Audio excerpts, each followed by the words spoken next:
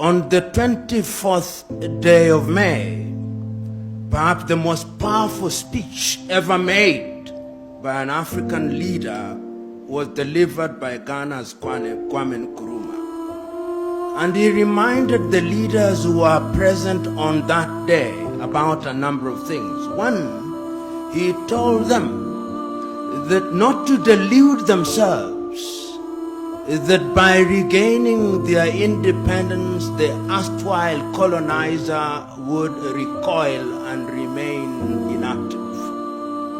That in fact, the erstwhile colonial master was going to be more pernicious, but in a very subtle way. Kwame Nkrumah was right. He reminded his audience that going forward it was necessary and indeed urgent that Africans should begin to think as one whole, because if they remained in disunity, they would remain weak and vulnerable and therefore susceptible to manipulation. Kwame Nkrumah was right.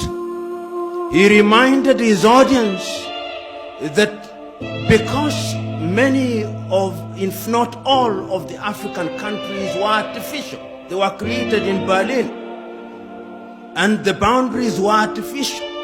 But he urged his audience that they should respect the inviolability of the boundaries, because if they tried to redraw the boundaries, conflict would never end.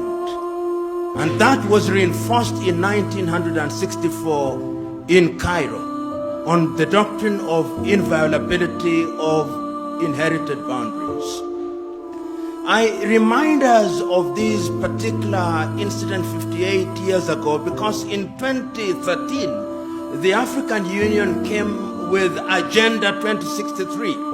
And if you look at the text of Agenda 2063 and the speeches that were given around it, it was the rehash of what Kwame spoke about and the other leaders spoke about. And it's not lost on me last year that one of the themes of African Union was the silencing of the guns by the year 2020. I'm not a Jewish prophet, but the guns will not be silent next year.